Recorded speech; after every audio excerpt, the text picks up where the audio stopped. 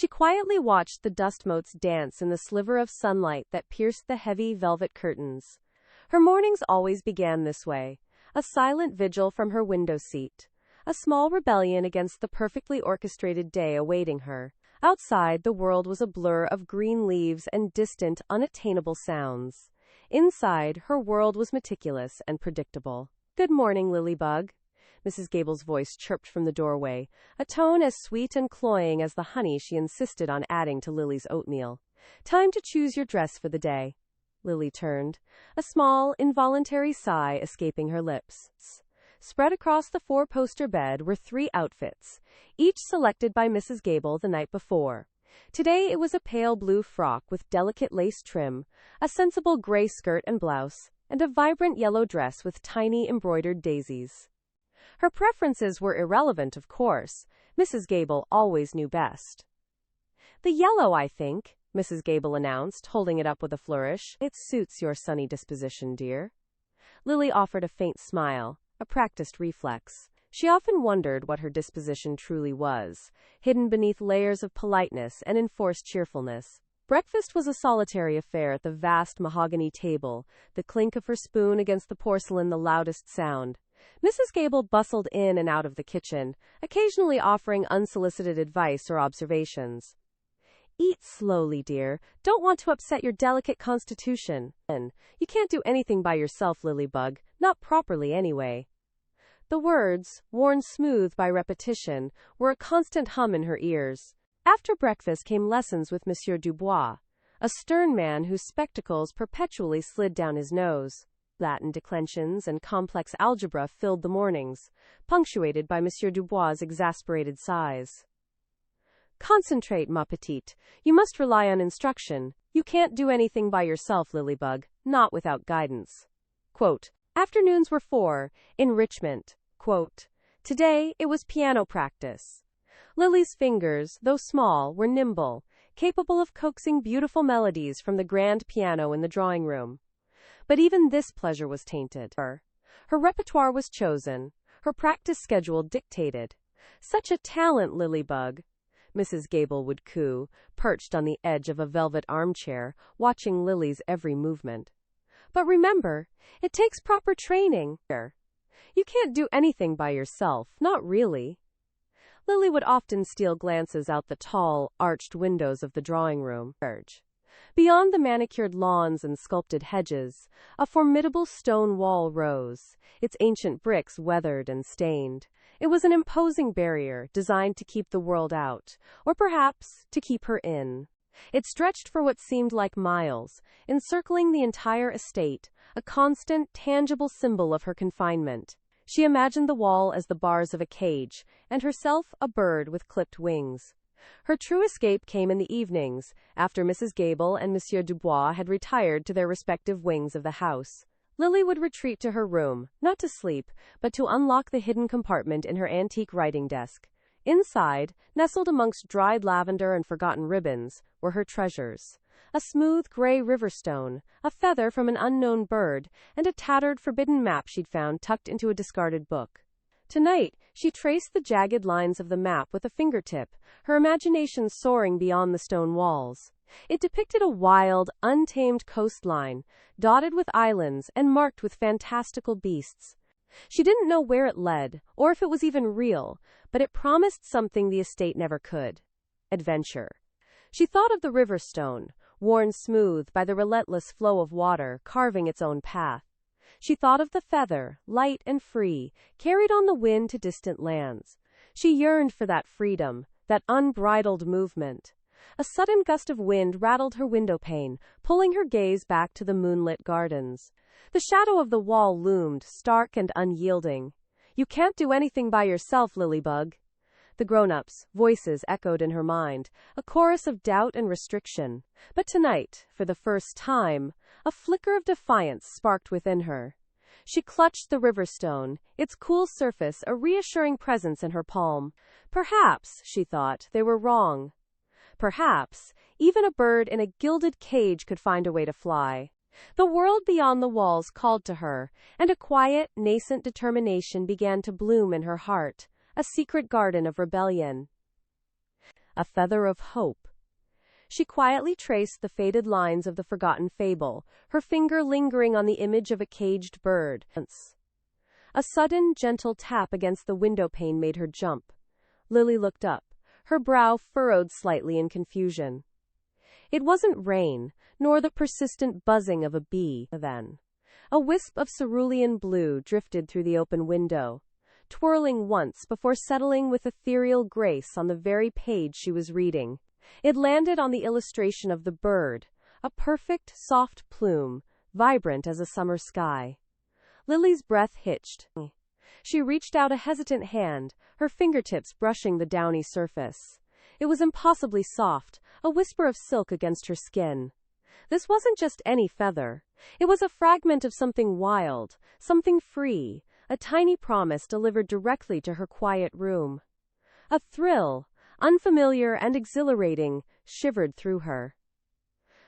It felt special, like a secret message meant just for her.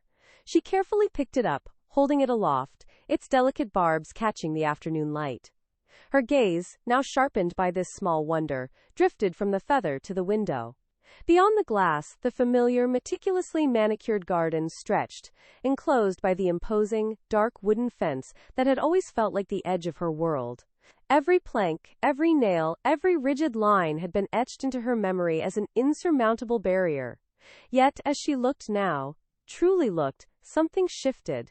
Her eyes, usually content to observe the predictable patterns of the rose bushes, caught on an irregularity. Tucked between a particularly robust clematis and a leaning hydra, where the fence met the ancient oak, was a gap. Not a gaping hole, but a narrow fissure, a splintered separation that widened just enough at the bottom to suggest passage. It was barely noticeable, camouflaged by overgrown ivy and shadows, a forgotten imperfection in an otherwise flawless perimeter. How had she never seen it? She had spent countless hours gazing out this very window, watching the gardeners, the delivery trucks, the occasional stray cat, but never once had her perception been keen enough, or perhaps her spirit curious enough, to spot that sliver of possibility. It was as if the feather had gifted her new eyes. Her heart began a slow, steady thrum, a rhythm she hadn't felt before. This wasn't just a break in the fence, it was a crack in her carefully constructed reality. A sudden, fierce determination sparked within her. She tucked the blue feather into the spine of her book, a silent vow to protect this new, fragile hope. Then, with a newfound purpose, she began to move around her room, her movements no longer aimless. Her gaze swept over the forgotten corners, the dusty shelves, the jumbled drawers. Her fingers brushed against a smooth, river-worn stone she'd once found on a rare, supervised walk to the stream. A vibrant green, polished by years of water. Next, a tiny, intricately carved wooden button, discarded from an old coat. Then, a tarnished silver thimble, a relic from her grandmother's sewing basket. These weren't mere trinkets. They were her own, small, secret treasures, each imbued with a memory or a quiet longing. She gathered them carefully, almost reverently, placing them into an old, velvet-lined box tucked beneath her bed. The blue feather, her newest and most precious acquisition, joined them, lying atop the collection like a sentinel. This box was no longer just a repository for forgotten curiosities. It was becoming a testament, a collection of tiny acts of rebellion. Each item a silent assertion of her own existence, a whispered promise of what lay beyond the fence. The world, she realized, was far richer and more nuanced than she had ever allowed herself to believe, and she was, perhaps, far more capable than she had ever been told. The gap in the fence called to her, a silent invitation, and the blue feather whispered of wings, whispers and maps. The moonlight, thin and pale, was Lily's accomplice. It painted the worn floorboards of her room in silver, illuminating the small, clandestine world she constructed each night. Beneath the covers, a stolen stub of charcoal clutched in her hand, she etched lines onto scraps of discarded parchment. The back of an old shopping list, a blank page ripped from a forgotten novel. Her first map was of her room, the precise coordinates of the creaking floorboard near the wardrobe. The secret hollow behind the loose brick by the fireplace where she hid her most precious treasures. The exact distance from her bed to the window that overlooked the sprawling, untamed garden. Later, as the house settled into its deep, creaking slumber, she crept to the window. The garden, a dense tapestry of shadows and whispered secrets by day, became a fantastical wilderness in the moon's glow. Its contours, once intimidating, now beckoned. She began to map it too. The gnarled oak with its ancient, reaching limbs, the winding, overgrown path that disappeared into a thicket of blackberry bushes, the skeletal remains of the old stone well. Each night, a new detail was added, a new landmark charted with meticulous care. Her breath fogged the cold glass, leaving fleeting imprints of her silent determination. One afternoon, the murmur of adult voices drifted from the sitting room, seeping under the door like tendrils of smoke. Lily, perched on the top step, ostensibly engrossed in a picture book, strained to listen. "She'd be lost without us," Aunt Clara's voice, sharp as cut glass, sliced through the air. "Utterly incapable. Barely knows her own shadow." A low grumble from Uncle Percival followed, a sound of agreement, heavy and dismissive. A hot, stinging flush crept up Lily's neck. A strange, unfamiliar spark ignited deep within her, a tiny ember of anger she hadn't known she possessed. Lost? Incapable? The words echoed, a cruel refrain. She clutched the faded book tighter, her knuckles white. She wasn't lost. She was simply waiting. Waiting for the right moment to prove them wrong. The ember began to glow, small but persistent. Her eyes drifted to the small, vibrant blue feather tucked beneath her pillow. It had appeared on her windowsill weeks ago, a flash of sapphire against the dull gray stone. She'd rescued it, its delicate barbules still holding the faint scent of open air and distant skies. It became her secret talisman, a tangible piece of the world beyond her confined existence. Each night, before she embarked on her cartographic adventures, she'd trace its soft curve with her fingertip, a silent promise. It was kept safe under her bed, a small, vibrant secret in a world that sought to diminish her.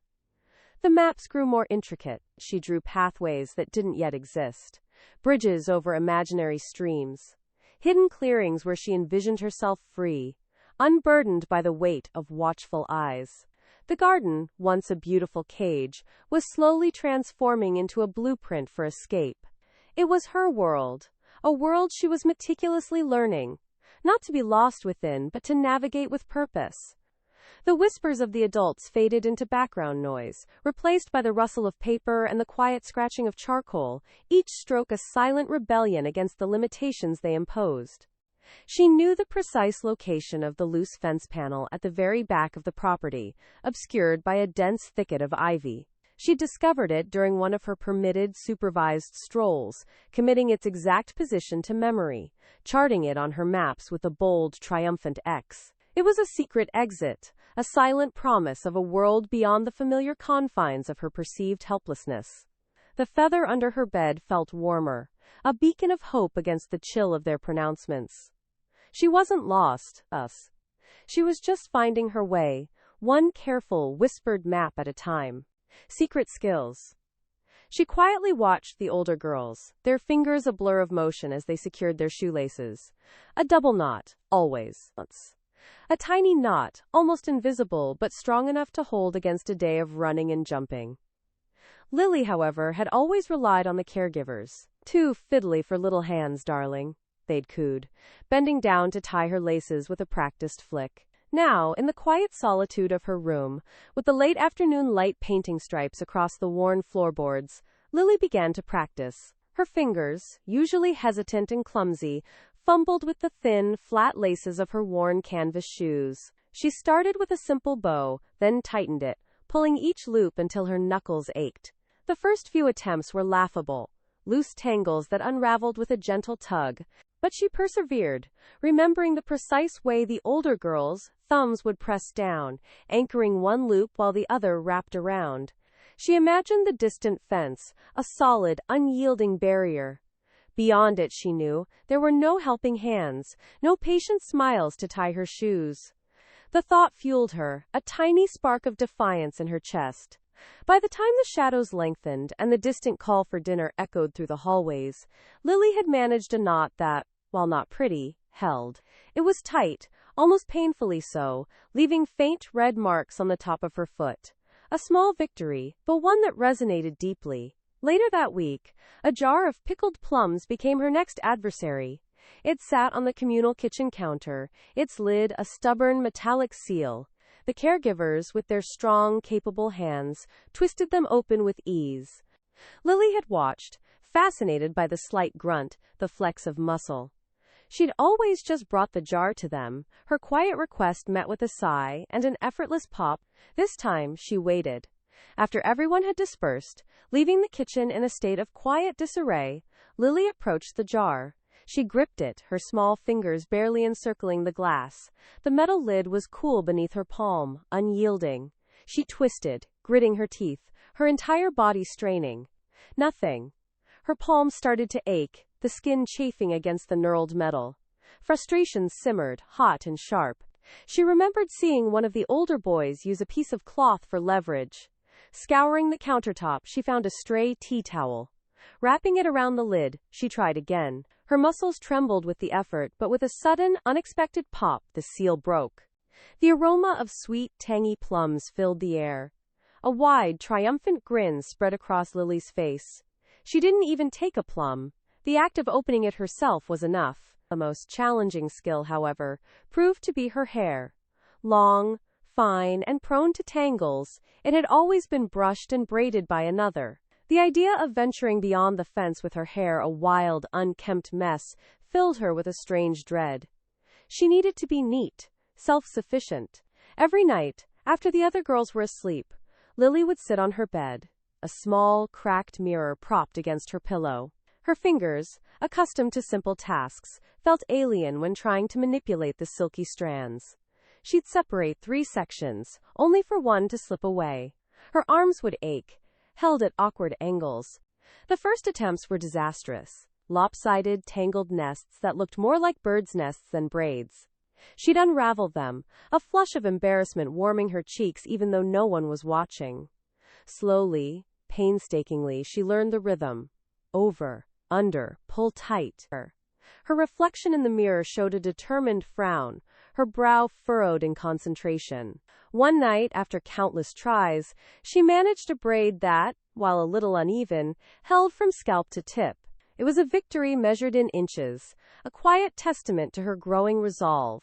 Each new skill was a thread in the tapestry of her future, a future she was quietly, meticulously, weaving for herself, far from the watchful eyes and helping hands. The storm's gift. The morning air was thick with an unusual weight, pressing down on the manicured lawns and clipped hedges. A restless wind, a mere whisper at first, began to stir the leaves in the ancient oak that dominated the estate's grounds. Lily, perched on the window seat of her small, sun-dappled room, felt the shift in the atmosphere keenly. The sky, usually a placid blue, was bruised with ominous gray clouds gathering on the horizon, like a silent, slow-motion invasion. A shiver, not entirely from the chill, traced its way down her spine. She watched as the wind grew bolder, tugging at the branches of the rose bushes below, making them dance a frantic jig. The first fat drops of rain splattered against the window pane, dark ephemeral stains on the glass. Then came the rumble, a low growl that vibrated through the very foundations of the house, followed by a blinding flash that momentarily bleached the vibrant colors from the garden. The storm had arrived, not with a gentle preamble, but with the sudden, violent force of an unbridled beast. Rain lashed down, a solid curtain of water that obscured the distant fields and blurred the outlines of the garden's furthest reaches.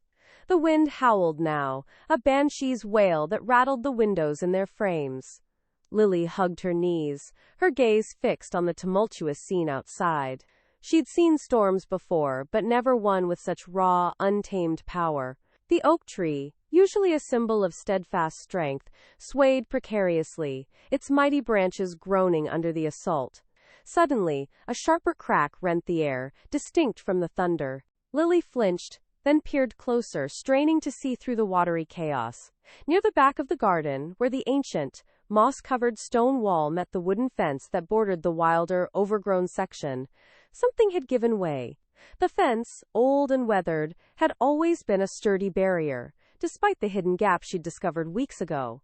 A small, discreet passage known only to her. But now, it wasn't just a gap.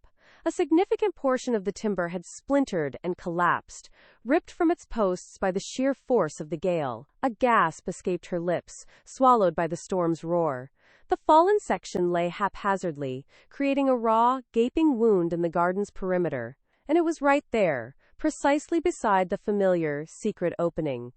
The storm, in its indiscriminate fury, had not merely created an exit. It had widened her existing, imagined path into a tangible reality. Her heart began to pound a frantic rhythm against her ribs. This wasn't just a bigger hole. This was an invitation, stark and undeniable. The world beyond the fence, a place she'd only dared to dream of, now lay exposed, beckoning. Her initial fear of the storm was swiftly replaced by a surge of adrenaline, a thrilling, unfamiliar current that coursed through her veins. She pushed herself off the window seat, her movements unusually decisive. Hesitation, her constant companion, seemed to have been momentarily swept away by the tempest. The thought of the Gami, they, who had always dictated her life, who had so carefully constructed the illusion of her helplessness, flashed through her mind. They had built walls, literal and figurative, to keep her contained, to protect her from a world they deemed too dangerous for her fragile sensibilities. But the storm, indifferent to their careful plans, had torn a hole in their design. Lily glanced around her room, a sanctuary that suddenly felt like a cage. Her small, shy world, defined by meticulous routines and gentle supervision, had just been breached. A thrill, sharp and exhilarating, pierced through her usual quiet reserve. This wasn't a planned escape, orchestrated with cunning and foresight. This was a gift. A chaotic, unexpected opportunity dropped into her lap by the universe itself. The rain continued to hammer, but the thunder was receding, a distant grumble now. The wind, though still fierce, seemed to be losing some of its initial ferocity. The storm, having done its work, was beginning to move on. Lily knew, with a certainty that resonated deep within her, that this was her moment. The path was open. The time for dreaming was over. It was time to venture out. Beyond the walls, she silently gathered her few possessions. The familiar satchel, usually for library visits, felt heavy with the weight of her secret departure. Inside, beside a folded napkin, lay 3 sun-dried apple slices, half an oat cake, and a smooth river stone from the old irrigation ditch. Her lucky charm, imbued with the quiet strength of flowing water. Her heart pounded, a frantic rhythm mirroring the what-ifs swirling in her mind. They called it dangerous, called her weak, but the insistent yearning for something more, something utterly different, had finally eclipsed her ingrained fear. Long, distorted shadows stretched as she crept towards the perimeter in the late afternoon. The air, typically thick with stale cooking oil and disinfectant, now held a tantalizing whisper of wildness. She detected the distant, muted thrum of the outside, a sound usually swallowed by the compound's thick walls. But today it beckoned, a siren song of adventure. The broken section of fence was precisely as old Silas, the gardener, had described. A twisted, rusted metal panel sagged inward like a forgotten tooth, creating a gap just wide enough for her slender form. She hesitated, breath-catching. Her hands, usually so steady with mending work, trembled as she pushed aside a tangle of thorny vines. The cold, sharp edges of the broken metal snagged at her sleeve, a visceral representation of the barriers she was breaching. One foot through, then the other. The ground felt alien beneath her, no longer the compacted dirt of compound paths, but soft, yielding moss that smelled of damp earth and unseen growth. She paused, half in, half out, her senses reeling. The world beyond the walls was a vibrant cacophony of new sensations. The sky above was a dizzying expanse of brilliant blue, crisscrossed by wisps of clouds that drifted with unhurried grace. Within the compound, the sky was often fragmented by towering processing plants. Here, it felt infinite. An untamed, invigorating gust of wind swept through her hair, carrying a symphony of unfamiliar sounds. The chirping of unseen insects, a rustling of leaves like 1,000 whispered secrets, and a low, persistent hum that vibrated through the very ground. This wasn't the dull, predictable thrum of machinery. This was alive, organic, brimming with unknown energy. Her eyes, accustomed to the muted, practical colors of her enclosed world, struggled to process the vibrant tapestry before her. Greens of every conceivable shade, from the deep, rich emerald of the undergrowth to the luminous lime of new shoots, danced in the sunlight. Wildflowers, splashes of crimson and violet, dotted the landscape like scattered jewels. A bird, its feathers a shocking azure, zipped past her head with a trill that made her jump. Within the compound, birds were rare, their songs distant memories from forgotten tales. Here, they were everywhere, flitting between branches, their calls weaving intricate melodies.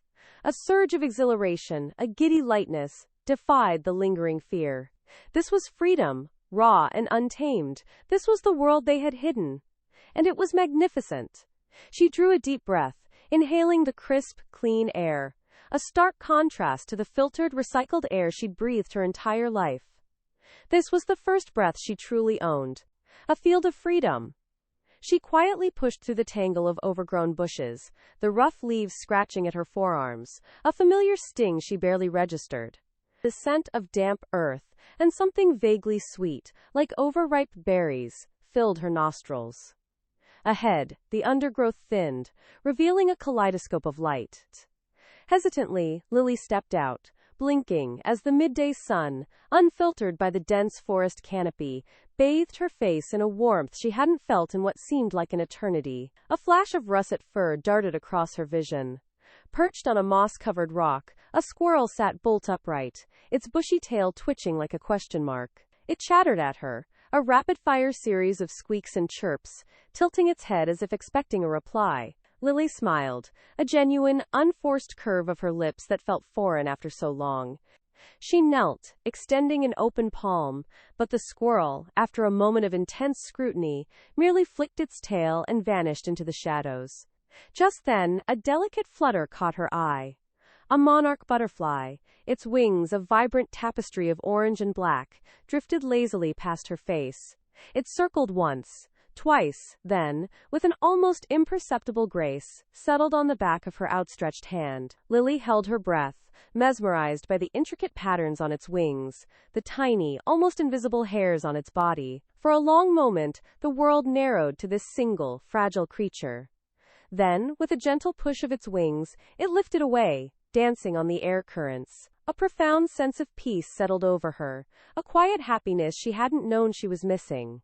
Her gaze drifted to the ground, where the faintest impression of a path wound its way through the sparse grass. It was barely visible, a whisper of a trail, as if only the most persistent of wanderers had ever trodden it. Curiosity, a spark that had long been dimmed by the dictates of others, flared within her. She followed it, her steps light, a sense of anticipation building with each stride. The path twisted and turned, leading her deeper into the unfamiliar landscape, away from the imposing shadow of the manor. The trees began to recede, their tall trunks giving way to a sky of boundless blue. The air grew lighter, carrying the subtle perfume of 1,000 blossoms. And then, she saw it, a vast expanse, stretching as far as the eye could see, a riot of color that stole her breath. Fields of wildflowers, a vibrant tapestry woven from scarlet poppies, sun-kissed buttercups, deep purple thistles, and delicate bluebells, swayed gently in the breeze. The vibrant hues seemed to pulse with life, a living, breathing canvas. Lily walked into the heart of it, the soft petals brushing against her ankles, the buzzing of unseen insects, a gentle symphony around her. She closed her eyes, tilting her face towards the sun, feeling its warmth soak into her skin. Here, there were no judging eyes, no whispered criticisms, no suffocating expectations. Here, she was simply Lily. She spun slowly, her arms outstretched, a silent dance of liberation. A laugh bubbled up from deep within her, a sound she barely recognized as her own, pure and unburdened. She dropped to her knees amidst the flowers, inhaling the sweet, earthy scent, feeling the cool soil beneath her palms. The world expanded, vibrant and full of possibility. They had told her she'd never make it on her own. They had controlled everything. But here, in this field of boundless color, she tasted freedom for the very first time, and it was sweeter than anything she had ever known. A quiet determination began to solidify within her, a resolve to hold on to this feeling, to cultivate it, no matter what lay ahead. This was more than just a field, it was a promise. Ilara's wisdom. She quietly pushed through the dense undergrowth, the damp soil squishing beneath her worn boots. The forest, a labyrinth of shadows and whispering leaves, felt both menacing and strangely comforting. Her heart hammered a frantic rhythm against her ribs, a counterpoint to the rustling of unseen creatures. Every snapped twig, every sudden gust of wind made her jump. Lily was supposed to be helpless, a creature of careful instruction and guarded paths, but the biting wind and the aching emptiness in her stomach had propelled her further than any decree. A splash of vibrant crimson caught her eye. Hidden beneath the broad leaves of a thorny bush, plump, dark berries clustered like tiny jewels. As she reached out, a gnarled hand, surprisingly quick, beat her to the ripest cluster. Lily recoiled, her breath catching in her throat. An old woman sat cross-legged amidst the foliage, her face a roadmap of wrinkles, her eyes, though clouded with age, held a piercing intelligence. She wore a patched cloak the color of dried earth, and a wicker basket, half filled with the same berries, rested beside her. "Well now," the woman rumbled, her voice surprisingly gentle, "look what the forest dragged in. Lost, are we?" Lily could only nod, her tongue feeling like sandpaper. The woman's gaze was unsettling, as if she could see the unspoken fears swirling within Lily. "No need to fret, child," the woman continued, plucking another berry and popping it into her mouth. "The forest holds no true malice, only indifference. And you, little one, have quite the spirit to venture so far alone." She offered a small, knowing smile. "You're a brave little one, aren't you?" The words, so unexpectedly kind, felt like a warm balm on Lily's raw nerves. No one had ever called her brave. They had called her naive, dependent, a burden. The old woman's simple statement resonated deep within her, a spark igniting in the ashes of her self-doubt. "Here," Ilara said, extending a handful of the glistening berries. "Eat. They'll give you strength." Lily hesitated, then carefully took them. The tart sweetness exploded on her tongue, a burst of energy that chased away some of the gnawing hunger. She hadn't realized how famished she truly was. "My name is Ilara," the woman offered. "And yours?" "Lily," she whispered, feeling a strange lightness in her chest. "Lily," Ilara repeated, tasting the name, pretty name, for a resilient flower. "Now tell me, Lily, what brings a girl like you so deep into the woods?" Lily, encouraged by Ilara's unwavering gaze, found herself recounting fragments of her story, the whispers of control, the suffocating expectations, the quiet defiance that had led her here. She didn't reveal everything, not yet, but enough to paint a picture of her predicament. Ilara listened patiently, her expression unreadable. When Lily finished, a heavy silence descended, broken only by the chirping of a distant bird. "They told you you'd never make it on your own, did they?" Ilara finally said, her voice soft but firm. "They controlled everything, even your choices. It's a common tale, little one. But listen closely. The path home isn't always the one you've been shown." She picked up a smooth, gray stone from the ground and traced a rough map in the dirt with her finger. "The sun rises there," she pointed east, "and sets there," she gestured west. "If you follow the river until it widens, then bear towards the two tall pines that stand like sentinels, you will find a familiar path. But the choice, Lily, is yours. You can return to what you know, or you can choose a different path, one you forge for yourself. The forest may seem big and frightening, but it also holds endless possibilities. Your heart. Your own heart is your compass, if you learn to trust it." Ilara then reached into her basket and pulled out a small, dried herb bundle. "Take this. If you feel lost, crush a leaf and smell it. It will clear your mind and help you remember your purpose. And remember, the bravest thing you can do is to decide for yourself." Lily clutched the herb bundle, its earthy scent a grounding presence. The weight of Alara's words settled over her, not as a burden, but as a newfound strength. The forest, which had seemed so vast and intimidating, now felt like a place of discovery. She looked at Elabara, a profound sense of gratitude swelling within her. For the first time, Lily felt seen, truly seen, and empowered. The secret of her power. The sun dipped below the horizon, painting the sky in hues of tangerine and bruised purple. Lily stood at the edge of the sprawling meadow, the familiar scent of wild mint and damp earth filling her lungs. The gnawing fear that had propelled her flight had receded, replaced by a quiet hum of something new, something resolute. She could still feel the phantom echo of the wind whipping through her hair, the strange exhilaration of defying the unspoken rules that had always governed her existence. It was a sensation she hadn't known she craved until she'd tasted it. She thought of the warnings, the endless litany of her helplessness, the insistence that she needed them, that she couldn't survive without their careful orchestration of her days. A faint smile touched her lips. They were wrong. She had made it. She had ventured beyond the known, faced the unknown, and returned. Not unscathed, perhaps, but certainly not broken.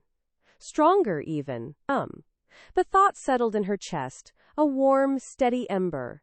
The familiar chain-link fence, once an insurmountable barrier, now seemed merely inconvenient. The broken section, where she had squeezed through in a panicked rush, gaped invitingly. Moonlight shimmered on the metal, casting long, skeletal shadows. This time she didn't hesitate. She approached with a deliberate stride, her movements fluid and unhurried. The fabric of her worn dress snagged slightly on a loose wire, but she barely registered it. With a practiced ease that surprised even herself, she slipped through the gap. There was no desperate scramble, no tearing of clothes. She simply passed from one side to the other, the act itself a quiet triumph. As her feet touched the manicured lawn of the estate, a profound shift occurred within her. The world hadn't changed, but her perception of it had. The meticulously pruned rose bushes, the perfectly symmetrical pathways, the imposing silhouette of the manor. They no longer held the same oppressive weight. They were just things, objects in a landscape, not instruments of her confinement. She took a deep breath, the evening air cool against her skin, and continued her walk toward the back entrance, the one she always used, the one that led directly to the servants' quarters. The kitchen was brightly lit, a hive of activity even at this late hour. The familiar clatter of pots and pans, the murmur of voices, it all washed over her without the usual sense of being overwhelmed. Mrs. Gable, the cook, a woman whose stern features usually softened only for the fresh-baked bread, looked up from kneading dough, her eyes widening. "Lily, good heavens, child, where have you been? We were beside ourselves." Her voice, usually a booming command, was laced with genuine concern. Mr. Henderson, the groundskeeper, emerged from the pantry, wiping flour from his hands. "We searched everywhere. You gave us quite the scare." He looked her over, his brow furrowed. "You're different. Are you all right?" Lily met their gazes. Her own eyes, usually downcast, now steady and clear. A small, knowing smile played on her lips. It wasn't a smile of defiance, or even of mischief. It was something far more profound. It was the smile of someone who held a secret, a powerful truth that had reshaped her very being. "I'm quite all right, thank you," she said, her voice soft but surprisingly firm. "I just needed a walk." Mrs. Gable's eyes narrowed, a flicker of suspicion mingling with her relief. "A walk? For hours? In the dark?" Lily merely shrugged, the enigmatic smile deepening. She knew they wouldn't understand. How could they? They hadn't felt the sting of the wind on their faces, hadn't navigated the treacherous terrain of the unknown, hadn't discovered the quiet strength that lay dormant within them. They hadn't learned the secret of her power. A power born not of magic or might, but of simply doing. Of proving to herself, and only herself, that she could. She turned, and walked towards the stairs leading to her small room, the gentle sway of her stride betraying a newfound grace. As she ascended, she heard Mrs. Gable's hushed voice. "She's not saying much, but there's something about her. Something changed." Lily smiled again, a private, triumphant smile. They wouldn't ever truly know where she'd been, or what she'd become. And that, she realized, was the most powerful secret of all. The world beyond the fence still existed.